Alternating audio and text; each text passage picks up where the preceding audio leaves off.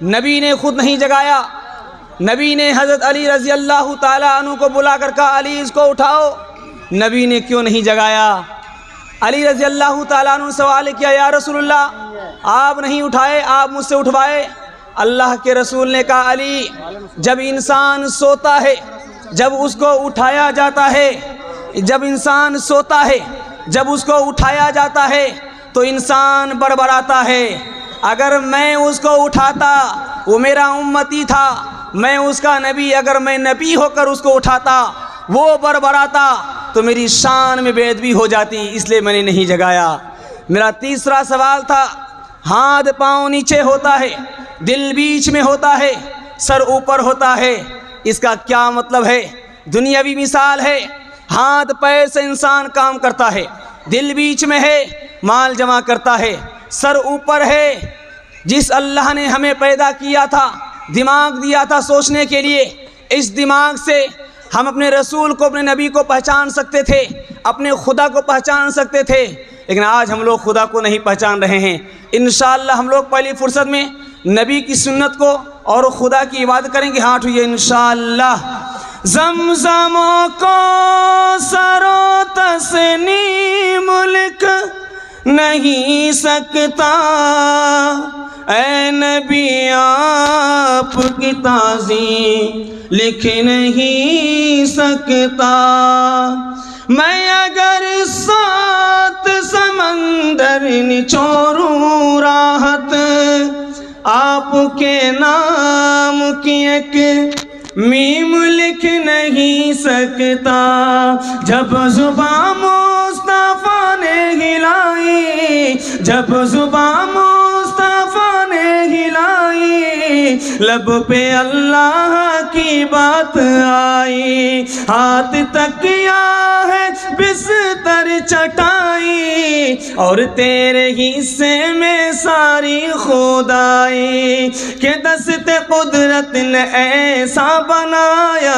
تجھے، کہ دست قدرت نے ایسا بنایا تجھے، جملہ اوصاف سے خود سجایا تجھے، اے ازل کے ہنسی، اے ابد کے ہنسی، تجھ سا کوئی نہیں، تجھ سا کوئی نہیں، تم جہاں تک نہ پہنچے فرشتوں، ہے وہاں تک ہماری رسائی، جب قلم نے لکھی نعت احمد، روشنی بن گئی روشنائی، تیرا سکہ رواں دو جہاں میں ہوا، تیرا سکہ رواں دو جہاں میں ہوا، اس زمین میں ہوا آسمان میں ہوا، کیا عرب کیا عجم، کیا عرب کیا عجم، سب ہے زیر زمین، تجھ سا کوئی نہیں، تجھ سا کوئی نہیں، تم جہاں تک نہ پہنچے فرشتوں، ہے وہاں تک ہماری رسائی۔ پہلا پیغام سیرت کے حوالے سے آ رہا ہے، آپ لوگ سنیں گے، سننے لئے تیار ہیں؟ ہاں ٹھیک ہے انشاءاللہ۔ بیوی سے پوچھ کر داڑھی رکھیں گے؟ ہاں ٹھیک ہے انشاءاللہ۔ پھر تو بڑا مشکل کام ہوگا۔ سیرت کے حوالے سے آ رہا ہے، اس کو دھیان سے سننے کی ضرورت ہے۔ آج 90% مسلمانوں کو یہ پتہ نہیں ہے کہ جس نبی کے امت میں ہم لوگ پیدا ہوئے وہ نبی اس دنیا میں کیسے تشریف لائے۔ دکھلانے کے لیے جا رہا ہوں۔ بھائی آپ لوگ بیٹھ جائیے، آپ لوگ بیٹھ جائیے۔ دیکھیے آپ لوگ سمجھدار ہو گئے، سمجھدار ہیں، پنڈال خالی ہے، پنڈال میں آپ کی جگہ ہے، آپ لوگ بیٹھ جائیے۔ اس لیے ذہن ہم لوگ کا بھٹک جاتا ہے، بولنا کچھ اور ہوتا ہے، ہم لوگ کچھ بول اور دیتے ہیں۔ آپ لوگ بیٹھ جائیے۔ دیکھیے سب پڑھے لکھے نوجوان ماشاءاللہ، بیٹھ جائیے بیٹھ جائیے۔ میرا پہلا پیغام سیرت کے حوالے سے، بھائی آپ لوگ بیٹھ جائیں بھائی، کیا کیوں کھڑے ہیں آپ لوگ؟ ڈسٹرب ہو رہا ہے، آپ لوگ بیٹھ جائیے بھائی، بیٹھیے آپ لوگ بیٹھیے۔ پہلا پیغام سیرت کے حوالے سے آ رہا ہے، ہمارے نبی صلی اللہ علیہ وسلم اس دنیا میں کیسے پیدا ہوئے۔ ہمارے نبی صلی اللہ علیہ وسلم جب اس دنیا میں پیدا ہوئے تو سجدے کی حالت میں پیدا ہوئے۔ ہمارے نبی صلی اللہ علیہ وسلم جب اس دنیا میں پیدا ہوئے تو شہادت کی انگلی اٹھی ہوئی تھی۔ ہمارے نبی صلی اللہ علیہ وسلم جب اس دنیا میں پیدا ہوئے تو ہمارے نبی کا پہلا لفظ تھا اللہ اکبر کبیرہ۔ جب ہمارے نبی اس دنیا میں نہیں آئے تھے، زندہ بیٹی کو دفن کیا جاتا تھا۔ جیسے ہی ایک طرف محمد کی آمد ہوئی، ہمارے نبی پیدا ہوئے، تو اس بیٹی کو بیٹی کا مقام ملا، اس بیٹی کو بیوی بننے کا حق ملا، اس بیٹی کو ماں بننے کا حق ملا۔ ہمارے نبی مکہ سے مدینہ ہجرت کر رہے ہیں، ساتھ میں کوئی نہیں ہے، ابو بکر ساتھ میں ہیں۔ ابو بکر کبھی آگے چل رہے ہیں، کبھی پیچھے چل رہے ہیں۔ اللہ کے رسول نے کہا ابو بکر کیا بات ہے، کبھی آگے چل رہے ہو کبھی پیچھے چل رہے ہو؟ اللہ کے رسول نے کہا، ابو بکر نے کہا یا رسول اللہ، جب مجھے آگے ڈر لگتا ہے کوئی دشمن ہاتھ لگا کر بیٹھا ہو، جب وہ تیر چلائے تو سینہ ابو بکر کی ہو، نبی کی جان بچ جائے۔ کہا ابو بکر پیچھے کیوں چلتے ہو؟ کہا یا رسول اللہ، جب مجھے پیچھے ڈر لگتا ہے کوئی دشمن ہاتھ لگا کر بیٹھا ہو، جب وہ تیر چلائے تو پیٹھ ابو بکر کی ہو، نبی کی جان بچ جائے۔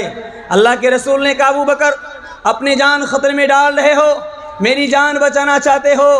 تو ابو بکر نے کہا یا رسول اللہ، اگر مجھے کچھ ہو گیا تنہا ابو بکر کا نقصان ہوگا، اگر آپ کو کچھ ہو گیا پوری امت کا نقصان ہوگا۔ رسالت کی راہوں میں معصوم ساتھی، محمد کا ارمان صدیق اکبر۔ رسالت کی راہوں میں معصوم ساتھی، محمد کا ارمان صدیق اکبر۔ سب سے ہے برتر، سب سے ہے برتر، نبی سے ہے کمتر۔ نعرہ تکبیر اللہ اکبر، رسول اللہ کو دنیا نے مانا، نہیں اسلام سے خالی زمانہ۔ سنو اکبر کا یہ قومی ترانہ، شافع محشر، شافع محشر، دو عالم کے سرور۔ نعرہ تکبیر اللہ اکبر، نعرہ تکبیر اللہ اکبر۔ دوسرا پیغام خدا کی عظمت کے حوالے سے آ رہا ہے، اس کو دھیان سے سننے کی ضرورت ہے۔ خدا کی عظمت کے حوالے سے آ رہا ہے، اس ہندوستان میں ایک بادشاہ گزرا ہے، اس کا نام شاہ جہاں تھا۔ شاہ جہاں جس کرسی پر بیٹھتا تھا وہ سونے کا بنا ہوا تھا، اور اس میں مور تھا، مور کی آنکھ میں کوہ نور تھا۔ جیسے ہی شاہ جہاں بادشاہ سونے کی کرسی پر بیٹھنے کے لیے آیا، ابھی 2 منٹ ہی ہوا تھا سجدے میں گر گیا، اور خدا سے کہنے لگا ہے میرے خدا، فرعون لکڑی کی تخت پر بیٹھا سر اوپر کر لیا ہے، یہ شاہ جہاں بادشاہ سونے کی کرسی پر بیٹھا ہوا ہے، یہ سب کچھ تیرا دیا ہوا ہے، میرا کچھ نہیں ہے۔ دکھلانے کے لیے جا رہا ہوں، تھوڑی سی مصیبت آتی ہے مسلمان گھبرا جاتا ہے، تھوڑی سی مصیبت آتی ہے خدا کی رحمت سے مایوس ہو جاتا ہے۔ مایوس نہیں ہونا ہے، دکھلانے کے لیے جا رہا ہوں۔ حضرت علی رضی اللہ تعالیٰ عنہ کے زمانے میں ایک آدمی مال کر رہا تھا کہ یار مال سے کچھ نہیں ہوتا ہے، علم کرو، علم سے تم آسمان کے بلندی کو چھو لو گے، لیکن مال سے کچھ نہیں ہوتا۔ کہ مال سے کیا کچھ نہیں ہوتا بتائیے؟ کہا کہ آپ بتائیے۔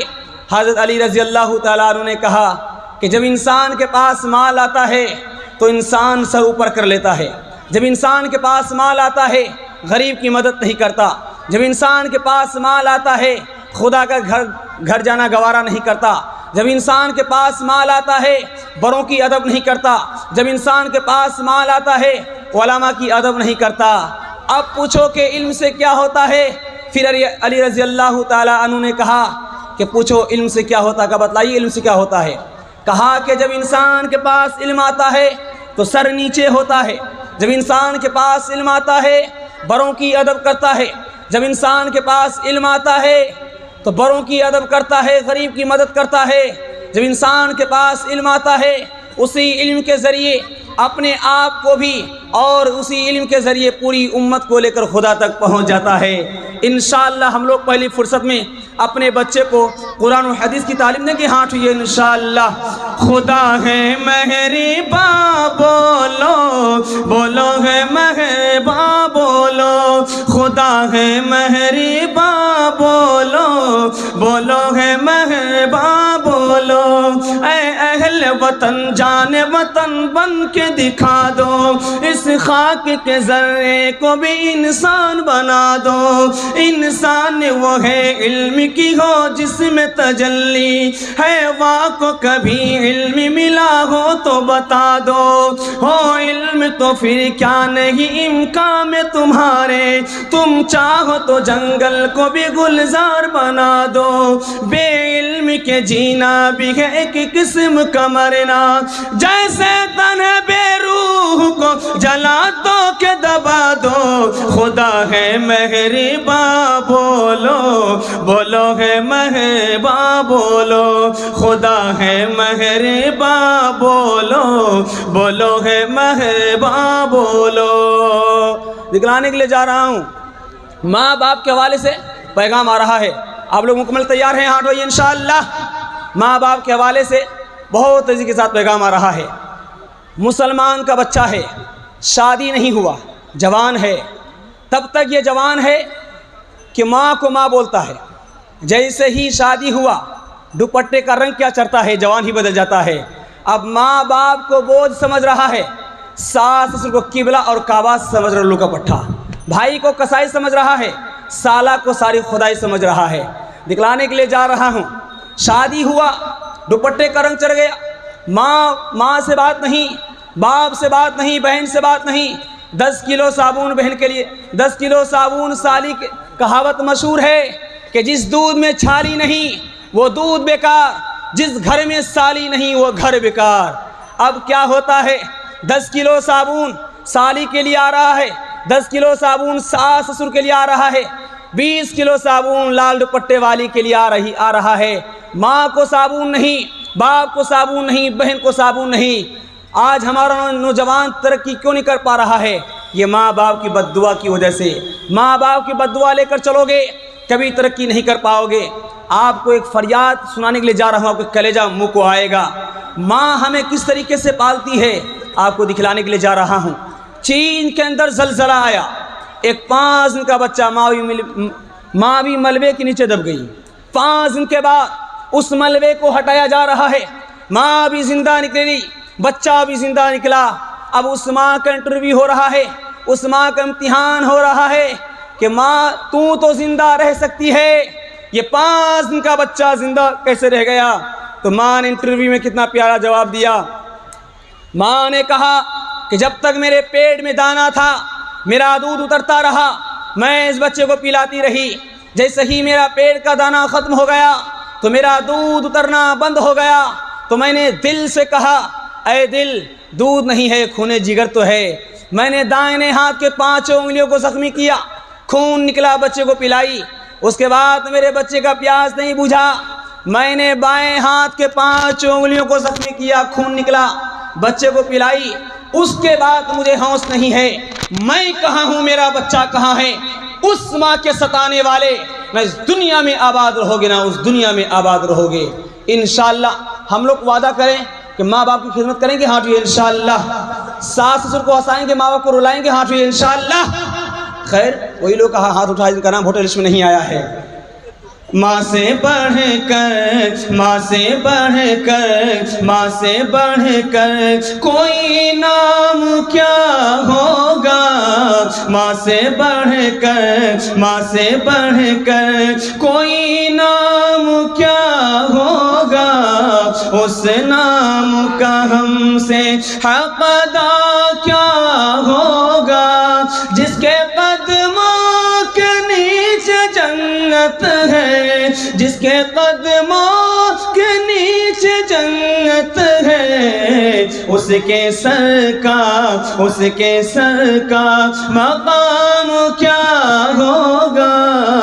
ہر چیز تو مل جائے گی بازار میں، لیکن ہر چیز تو مل جائے گی بازار میں، لیکن ماں باپ سے بڑھ کر کوئی دولت نہ ملے گی۔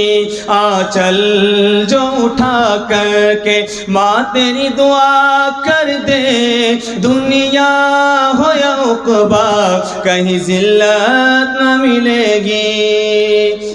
بس تیسرا پیغام بھائی چارے کے حوالے سے آ رہا ہے، بس 2 منٹ کا پیغام آپ لوگ سنیں گے، ہاں تو انشاءاللہ اس کے بعد اپنا جگہ لے لوں گا۔ 2 منٹ کا پیغام ہے، اس کو سننے کی ضرورت ہے، بس 2 منٹ کا پیغام دے کر سنا کر پیغام کو ختم کر رہا ہوں۔ آج ہندو مسلمان میں لڑائی لوگ لڑ رہے ہیں، ہندو مسلمان لڑ رہے ہیں، ہندو مسلمان لڑ رہے ہیں۔ مہاتما گاندھی کا آپ نے نام سنا ہوگا، مہاتما گاندھی نے ہندو مسلمان کو سامنے لا کر مخاطب ہوا، کہا کہ تم ہندو سمجھ کر تم مسلمان سے جھگڑتے ہو، تم مسلمان سمجھ کر ہندو سے جھگڑتے ہو۔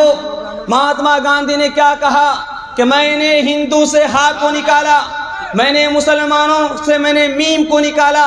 جب ہا کو میم سے جوڑ دیا جاتا ہے تو ہم ہو جاتے ہیں، اس کا معنی ہے ہم ہندوستانی ہیں، پھر کیا چیز کا جھگڑا کرتے ہو۔ ایک ہندوستان کا وزیر اعظم گزرا ہے، ان کا نام ہے مرارجی بھائی دیسائی، ایک سومناتھ مندر کے پجاری تھے، اسی مندر کے بغل میں ایک مسجد ہے، مندر تو آباد ہے، مسجد ویران ہے۔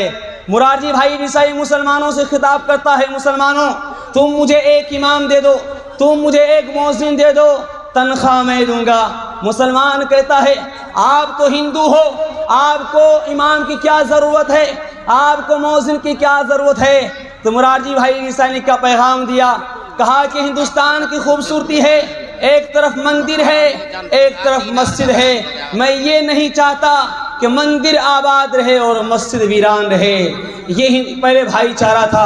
انشاءاللہ ہم لوگ ہندو مسلمان جھگڑیں گے نہیں، ہاں تو انشاءاللہ۔ حویلی جھوپڑی سب کا مقدر پھوٹ جائے گا، حویلی جھوپڑی سب کا مقدر پھوٹ جائے گا، اگر یہ ساتھ ہندو مسلموں کا چھوٹ جائے گا۔ دعا کیجئے کہ ہم میں پیار کے رشتے رہے قائم، یہ رشتے ٹوٹ جائیں گے تو بھارت ٹوٹ جائے گا، یہ رشتے ٹوٹ جائیں گے تو بھارت ٹوٹ جائے گا۔ بس 1 منٹ کا پیغام اور رہ گیا، بس سنا کر پیغام ختم کر رہا ہوں۔ ہندو مسلمان سے کتنا قریب ہے، مسلمان ہندو سے کتنا قریب ہے، آپ کے آنکھ کے پٹی ہٹانے کے لیے جا رہا ہوں۔ ہندو مسلمان سے کتنا قریب، مسلمان ہندو سے کتنا قریب۔ جب کوئی مسلمان مسجد بناتا ہے اس کا رخ پچھم کی طرف ہوتا ہے، جب ہندو بھائی مندر بناتے ہیں مورتی کسی بھی طرف رکھا جائے لیکن اس کا رخ بھی پچھم کی طرف ہوتا ہے۔ دیکھیے ہندو مسلمان سے کتنا قریب ہے، مسلمان ہندو سے کتنا قریب ہے۔ جب مسلمان جب حج کے لیے جاتا ہے تو سلا ہوا کپڑا نہیں پہنتا، ایک لنگی ہوتی ہے، ایک چادر ہوتا ہے، اس کو پہن لیتا ہے۔ جب ہندو بھائی جب تیرک میں جاتے ہیں وہ بھی دھوتی اور چادر میں ہوتے ہیں۔ دیکھیے ہندو مسلمان سے کتنا قریب ہے، مسلمان ہندو سے کتنا قریب ہے۔ جب کسی مسلمان مردے کی قبر بنتی ہے تو اتر اور دکھن بنتی ہے، جب ہندو بھائی جب چتا جلاتے ہیں اس کا چتا بھی اتر اور دکھن رکھا جاتا ہے۔ دیکھیے ہندو مسلمان سے کتنا قریب ہے، مسلمان ہندو سے کتنا قریب ہے۔ مسلمان جب حج کے لیے جاتا ہے، جب خانہ کعبہ کا 7 چکر لگاتا ہے، طواف کرتا ہے، جب آپ ہندو بھائی کے ہاں دیکھیے گا جب ان کے ہاں جب شادی ہوتی ہے تو لنگی میں دوپٹے باندھ کر وہاں بھی 7 چکر لگایا جا رہا ہے۔ کہیں نہ تو کہیں ہے، حق کی تلاش کرنے کی ضرورت ہے۔ دیکھیے ہندو مسلمان سے کتنا قریب ہے، مسلمان ہندو سے کتنا قریب ہے۔ اور آج ہم لوگ، اللہ کا رسول کا فرمان ہے، تم مسلمان ہو، تمہارے گھر کے بغل میں کوئی ہندو ہے، کوئی عیسائی ہے، کوئی یہودی ہے، کوئی نصرانہ ہے، وہ مرے گا، اس کا جواب اور حساب خود دے گا۔ اگر تمہارا پڑوسی اگر بھوکا سو گیا اور تم کھانا کھا کر سو گئے، اس کا حساب تمہیں دینا ہوگا۔ انشاءاللہ ہم لوگ سنت کو مضبوطی کے ساتھ پکڑیں گے، ہاں یہ انشاءاللہ۔